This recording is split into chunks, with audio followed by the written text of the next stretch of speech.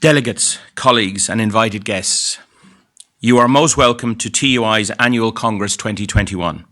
Once again, we meet in a virtual setting owing to COVID-19. However, it's great to see Congress return to its traditional position in the Easter slot this year. All going well, TUI will return to a corporeal Congress in 2022 with the in-person debate and the social interactions that we all miss and now appreciate more than ever. As is customary, Congress is being observed and reported on by the media, who attend today as our invited guests. This ensures that the decisions you make over the next 2 days get the publicity they deserve. The annual report for 2020 was written and is being presented to you at a time like no other. The pandemic has brought about a national and world crisis. The circumstances have led in turn to numerous crises and challenges in the education sectors and in turn for TUI members. The increased workload, the systemic change, adoption of new emergency work practices and changes in our physical workplaces all happened almost overnight. However, TUI members showed by their action and accomplishment that they were capable of adapting, learning new skills and responding to the needs of our students and learners during the pandemic as those needs arose. For that, you should all be complimented. On the 12th of March 2020, the announcement of the closure of schools, preschools, further and higher education settings for a period until the 29th of March 2020 was made to support efforts to contain the spread of COVID-19. This closure extended to the end of the 2019-2020 academic year. The ravages of austerity and the lack of consistent investment in education as a public good and a public service at all levels were now exposed. TUI members are conscious of the impact that the closures of on-site educational provision has on students, learners, their families, and our wider communities. The importance of face-to-face teaching and learning and the importance of the social interaction in education have been highlighted by their removal and loss during this pandemic. The pandemic has taught us many lessons, one being that inequality is endemic in our society. The pandemic did not create this inequality, but it did magnify it. This did not surprise TUI members. We have seen it, worked against it for years. Maybe we might be listened to now to tackle education inequality effectively and decisively. Society must invest in education as a public service, and this will be a key aspect of our future well-being. A clear lesson of the pandemic is the importance of class size, especially for those on the margins and those with additional educational needs. The quality of public education depends to a significant degree on having classes of a manageable size for teachers and for their students. Classes in Irish schools are currently too large. This materially affects the service that our members can provide to their students. If we are to engage the disengaged, include the formally excluded, and if we are to give every student a fair chance, smaller classes are an imperative. There must also be a fundamental reappraisal and a new conceptualization of what a school should look like. School design will now have to take account of what we have learnt. We always knew that ventilation and air quality were important. We now know just how important. Students learn better, teachers teach better when air quality in the teaching space is of a good standard. It has never been a requirement in our classes, but it must be now. This is a structural problem which can and must be addressed. To start with, we can make the installation of air quality meters or CO2 meters in every classroom and every teaching space a requirement. Today, on your behalf and on behalf of the students we serve, I am calling for a new deal for education, the sustained targeted investment that is required to make changes that a New Deal would deliver. Something else we learned from the pandemic is that broadband must be provided to every household. Being connected has its challenges, but not being connected is a new species of disadvantage, an impediment to progress of an individual, a family, a community. Broadband must be a national asset rather than a private asset to be monetized. Dependency by the state on the private sector has authored failure in housing, healthcare, and now in broadband. A fundamental reappraisal of this approach is overdue. The Leaving Cert and the Junior Cycle examinations were cancelled also in 2020. TUI members agreed to alternative methodologies of assessment due to the emergency. Teachers agreed to cooperate with the calculated grades process for Leaving Cert and a school-based assessment model for junior cycle students. Alternative assessments were developed across the further and higher education sectors. The academic year ended with what we now know to have been a misplaced optimism. We all looked forward to a situation where things might improve over the summer break, and we all could return to a normal or near normal September 2020. Delegates, you know the sense of betrayal felt by teachers when the Minister and her department, through the media, broke faith in September with the TUI and abandoned the guarantee it had given to not release the rank orders, other than where a data access request had been received. This was a breach of trust, as this was not what teachers had supported in the original agreement that the TUI members had cooperated with fully. Teachers had performed in an exemplary manner, as could be seen by the lack of errors on the teacher side of the process when rechecks and other information about the process was released and made available. Notwithstanding this feeling of betrayal, and still motivated by the national interest and our commitment to our students, TUI members have agreed to engage in a process of providing accredited grades for 2021. This involves very significant additional workload as teachers seek to guide students through two simultaneous processes, an accredited grade process and an actual leaving certificate, with second components of assessment. TUI, as you know, insisted on protecting the additional components of assessment. An absolute commitment that Leaving Cert and Junior Cert examination was run in 2022 and a clear acknowledgement that this year's examinations arrangements are being carried out by teachers on a no precedent basis is expected from Minister Foley. The reopening of schools and colleges, centres, Institute of Technology and technological universities to students in September created problems and issues that needed to be resolved in the latter end of the summer and early autumn. The opening of schools in September 2020 involved the stripping back of each classroom to the bare walls to make space for the appropriate social distancing, the introduction of requirements for masks and other mitigation measures put in place over August 2020.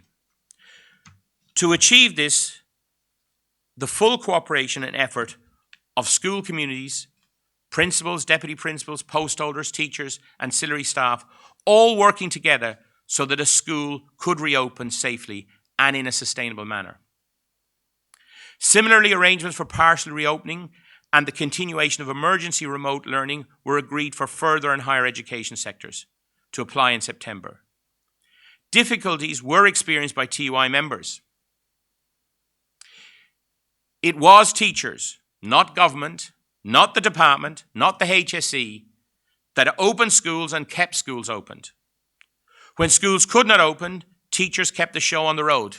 We kept students engaged, adapted to new and strange circumstances, to unfamiliar working environments, to emergency remote teaching, to support our students and to support learning online. Teachers showed commitment, adaptability, and resilience. They did so on the basis that these emergency arrangements would not set a precedent. This no precedent approach was agreed by government and by the department. We now note the chorus of consultants now calling for these temporary arrangements to be made permanent. Let me tell you now, they will be waiting. We are not here to allow opportunistic dreams to come to fruition. We will not be fooled into accepting as permanent what we all agreed to be temporary. We will not countenance the abandonment of the written and state-certified exams externally set and assessed. TUI will not yield to demands for a year-round 24/7 work pattern.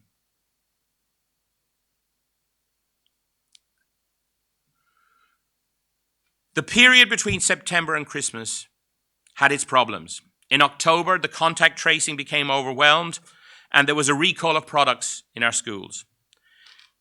The education sector followed the rate of infection that was present in the community, and there was no evidence of an amplification factor in our schools, college, and education centres. However, having a bit of a Christmas led to a complete change in circumstances in early 2021. We now know that the new variant had arrived in November 2020, which has had a major influence on what has happened in education post-Christmas 2020. Delegates, as the effects of the crisis evolved, the TUI Executive Committee, members and TUI officials were continuously available, working on responses to documents, attending stakeholder meetings, meeting public health representatives, meeting management bodies and the Department of Education and the Department of Further Higher Education, Research, Innovation and Science throughout this whole period. TUI members can be assured that they were represented very well in the consultation and negotiations that occurred over this period. In a member-based organisation, communication with members is key. Head Office and the Executive Committee must be in regular communication with the members, letting them know what is happening and what is being done, but also listening to the members and the issues that concern them. During the pandemic, communications regularly issued to branches. In fact, this year more than ever, there was a continuous stream of information and details being sent to branches electronically, with branches passing it on to the membership locally. TUI News was also an important link with members, and it now has a distribution of over 20,000 copies. The way TUI interactions occur changed this year. As in other areas, branch meetings went online. Very notably, attendance has increased. TUI purchased Zoom licenses, and the Zoom has become the TUI platform of choice. At Zoom branch meetings, members attend from their own homes. This experience will influence how TUI engages and interacts with members in the future.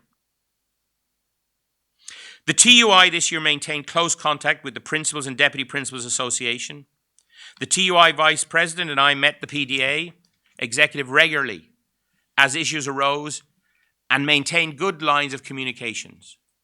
Meetings of the Retired Members Association, the RMA, and its management committee also transferred onto the Zoom platform. And the TUI provided the customary assistance to the RMA and its members. The union also set up a new method of liaising with the Adult Education Organisers Association. In agreement with Congress motions passed at successive annual Congresses, it is still TUI's aim to strive towards teacher unity.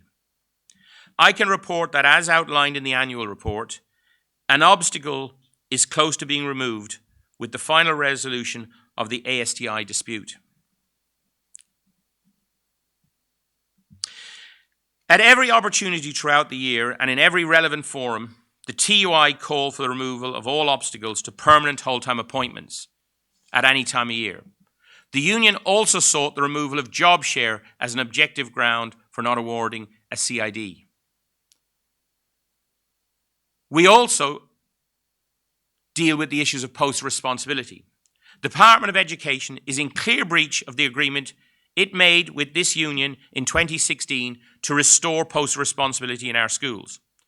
This at a time when the post that have been suppressed and removed were never more urgently needed in our schools, as they struggle to cope with the huge and growing burden of administration and bureaucratic accountability that continues to be handed down from on high to our schools.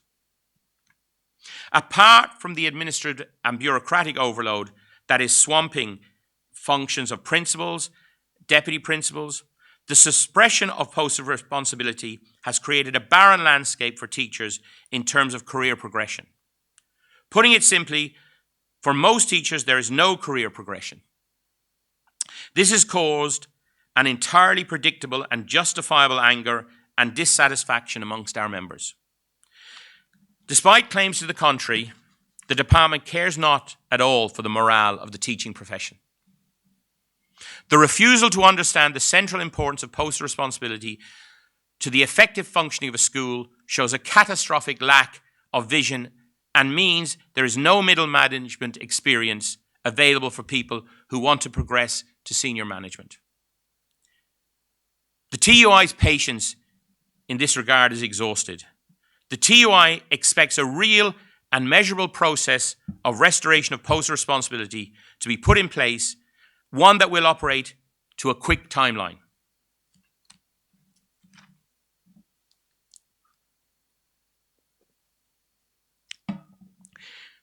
TUI welcomes the recent announcement the allocation to all schools will be maintained for the 2021-2022 academic year. However, there is a clear necessity, as previously stated, for an increased allocation to deal with disadvantage, regression, and the demographic increases to be experienced in our schools next September. Delegates and guests, I want you now to consider the effects of pay discrimination against those who entered the profession since 2011. An anger at this gross injustice remains in place. Politicians of all parties bemoaned the injustice, but they have done nothing to eliminate it. The victims of this injustice are our members, your colleagues, friends, and relatives.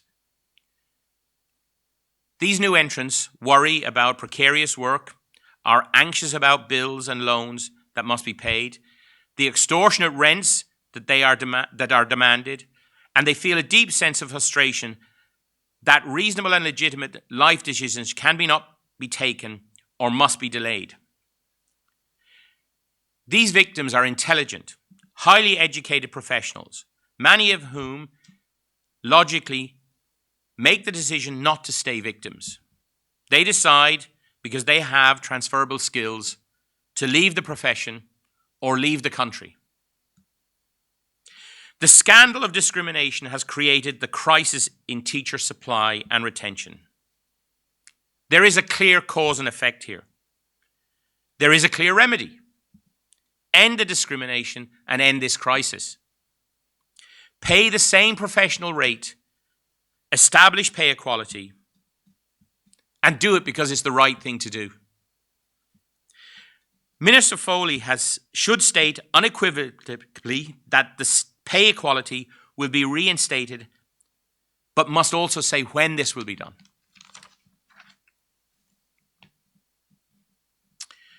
Our colleagues, the so-called new entrant teachers and lecturers, have endured a decade of pay discrimination. These are the professionals who, along with their colleagues, have kept schools open against all the odds, have served the nation's cause by providing high-quality education for their students, either remotely or on an emergency basis. They, unfortunately, are part of the growing proportion of our population who now cannot afford to buy a house, to rent an apartment, or remain in Dublin or other large urban areas.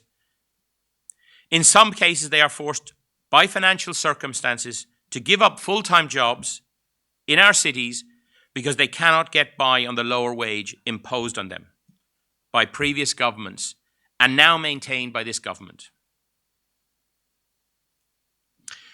When we consider pay, or more precisely, the restoration of pay in 2020, we note that on the 1st of January 2020, the additional superannuation contribution threshold was increased which was worth about $250 a year to members. On the 1st of October 2020, annualised salaries increased by 2%. In addition, on the 1st of October, allowances that were cut by 5% in 2009 were fully restored by applying an increase of 5.25% to all allowances. Although these are being carelessly referred to as pay increases, they are in fact just pay restorations, which bring the pay of members who are now not new entrants back to the levels they were at in 2008 for all those earning under 70,000. The restorations did apply to the retired members who retired post-2009. The restoration brings their pension into line with the pensions paid to those who retired with equivalent pay and service in 2008. The application of the restoration to retired members maintains parity between serving and retired members, which is very important and is a core value of the TUI. When we look at pay restoration, it brings the lost decade into focus for us all. The Executive Committee recommended that Building Momentum, the public service agreement for 2021 and 22, not be accepted because it does not end the injustice of pay discrimination against our members appointed since 2011. The TUI's campaign for pay equality will therefore continue. The TUI did recognise that the agreement provides the first actual pay increases for public servants in more than a decade. The Public Services Committee of ICTU, by the aggregate vote of the affiliate unions, has recorded that it is accepting Building Momentum for Public Service Agreement 2021-22. The position notified by the TUI is that we agree to be encompassed by and will not repudiate the Building Momentum Public Service Agreement. And therefore, TUI members will benefit from those pay increases. As part of Building Momentum, a sectoral bargaining process will commence shortly, which will allocate the equivalent of 1% of pay to a fund that is available within the agreement. This 1% is in addition to the two 1% increases that will be paid in October 2021 and October 2022. The TUI is committed to the elimination of pay discrimination against new entrant teachers and lecturers. Therefore, as far as teachers are concerned, TUI has unambiguously prioritised the payment of the HDIP PME allowance to new entrants as a key demand from the sectoral bargaining negotiations. If our colleagues in other unions have a different priority, that's their business. On the 2nd of August 2020, the Department of Further and Higher Education, Research, Innovation and Science was established. It may prove a positive development, and there are signs of promise. However, the TUI's ultimate view will be based on the practical experience of its operation rather than the hopes of its operation. The new department took over responsibility for further education, higher education. This meant that our members in these areas transferred to a brand new department of government. The TUI sought and received a series of assurances in relation to the terms and conditions of our members, now transferred to the new government department. This included certain assurances that the TUI would be dealt with as a major stakeholder in the area, now covered by DFERIS. TUI has met the new minister directly on issues. One of the most crucial guarantees received was that teachers who have transferred to the new department, mostly in further and adult education, will still be covered by the Teachers' Conciliation Council. In 2021, the TUI has and will continue to highlight the lack of funding and the underinvestment across all the sectors where we represent members. Successive governments have failed in this regard. The latest OECD Education at a Glance figures show that only 3 countries spend a lower proportion of national wealth on education than Ireland. At second level, the situation is worse, with Ireland spend the lowest of the 36 countries for which figures are provided. This leads us to be trailing unacceptably behind the OECD and European average. Enhanced investment is particularly required to tackle this advantage and to provide all learners with a level playing field. Education spending across all sectors must finally be seen as a necessary investment in the interlinked future of young people in our society and the future of our economy. The TUI has specifically requested that the new department and from Minister Harris significant additional funding for technological universities. These new entities cannot and must not be treated as a second-rate university. There are problems associated with moving from institutes of technology to technological university status. However, there are far bigger problems associated with not moving to a TU status. Just ask our members in Dundalk Institute of Technology and IADT. Expeditions into the wilderness by certain presidents have displayed and impaired progress for these institutes.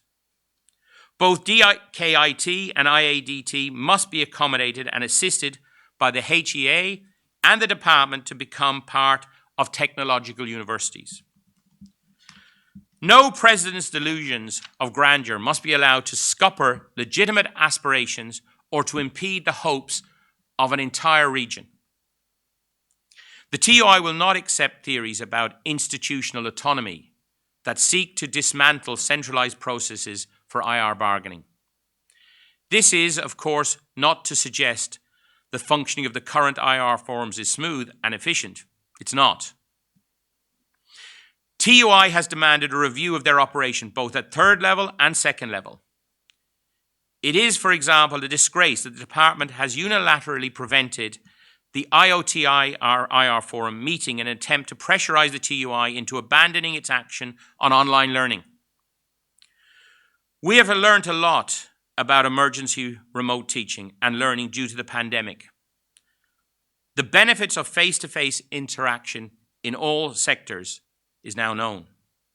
The need for a sustainable and workable national agreement on online learning is evident. If such an agreement is to emerge, it must be in cooperation with TUI members.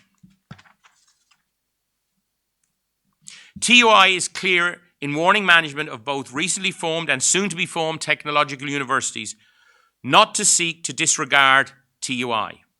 We will not be swept aside by this new broom management.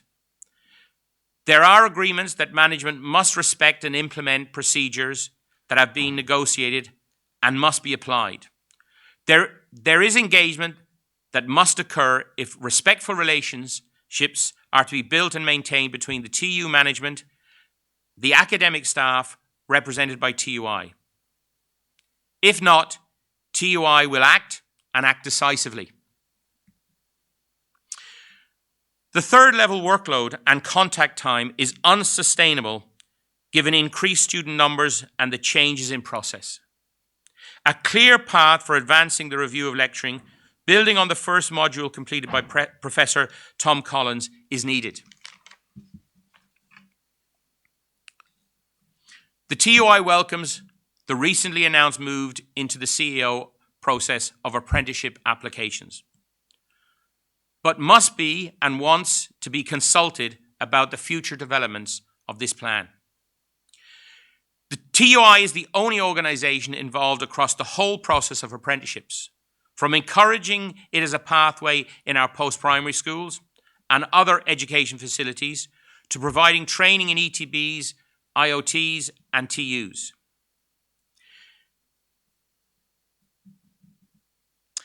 The TUI represents a variety of grades in ETBs, including AEOs, community education facilitators, youth officers, adult education guidance counsellors, ETB directors. Therefore, the current negotiations on organisation and design of ETBs are important to all our members. The slow approach and questions as to how this fits into the new department are concerning, but be assured we will push for structures that appropriately reflect the roles and responsibilities of our members. Maintaining and enhancing staffing and allocation in the further education colleges is a priority for TUI. When the pandemic ends, there will be an obvious demand for further education opportunities. The government has already committed to this in terms of financial support needed. Further ed needs to be well placed to respond to the opportunities and needs when the pandemic is over. The lack of TUI representation on the Board of Solace remains an important issue for TUI. TUI has continuously lobbied for this. It makes no sense that TUI does not have representatives on the board that oversees aspects of further education, where TUI is the representative organisation of the workers. TUI has long-standing issues in relation to adult literacy tutors. The department refuses to provide our members in adult education services with an appropriate and fair career structure and pathway. There has been an appalling unwillingness to recognise the critical importance of adult education for so many of our neighbours and citizens. Government almost exclusively sees it as a means of massaging the live register figures and of disguising the unpleasant reality of unacceptably high unemployment and limited opportunities for certain socio-economic groups and age cohorts. The essence of adult education is the development of self-confidence. It is first and foremost a process of personal development. This, of course, includes significant upskilling and preparation for entry to or advancement within the labour market. International studies make clear that Ireland needs to prioritise adult education. Minister Harris can make a real and lasting difference here. I urge him to seize that opportunity. There needs to be a conclusion of the process agreed under the LRA's chairman's note for all adult tutors. The TUI has lost patience with the department and Solace regarding the unconscionable delay in providing assurances about the future of YouthReach and of VTOS provision. These programmes deserve and need official affirmation from the new department and sustainable structures. Minister Harris has quite rightly been complimentary of YouthReach and has met them virtually. This must be welcomed. In relation to YouthReach, there is a need now to recognise explicitly that what our members provide to learners is education, and that those providing it are teachers and are teaching. It is now up to the new department to show that the disdain for and the neglect of this group is over once and for all. It makes no sense to TUI that students are supported in post-primary schools with resource hours and other supports, but that this support does not follow them into further and higher education. The new department has an opportunity to provide enhanced links now between further education, the IoTs and the technological universities to facilitate access, transfer and progression.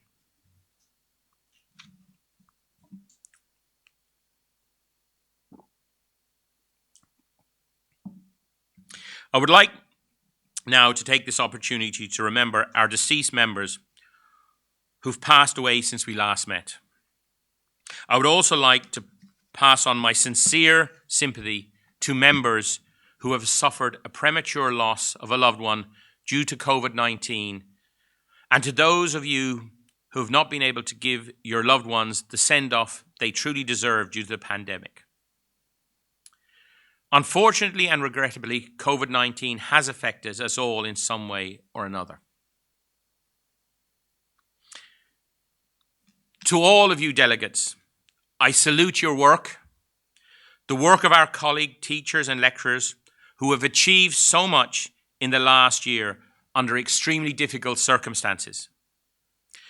On behalf of the TUI, I want to thank you for your personal commitment to your colleagues, for your active participation and leadership of the activities of the Union. Your activism has had a profoundly positive effect on your colleagues. Our membership has grown to where TUI now has more than 20,000 members. And that is also thanks to you and your involvement in the recruitment of new members. This membership is the reason that the annual accounts show that the Union is in a sound financial position.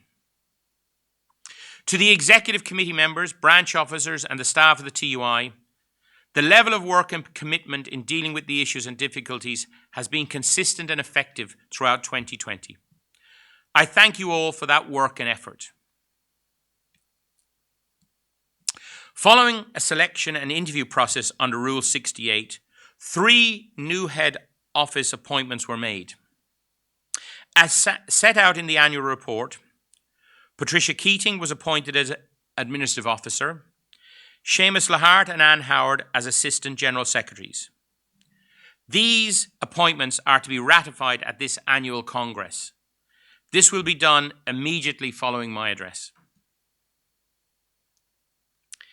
Delegates, guests, friends, I have no doubt that you will find this annual Congress informative and engaging.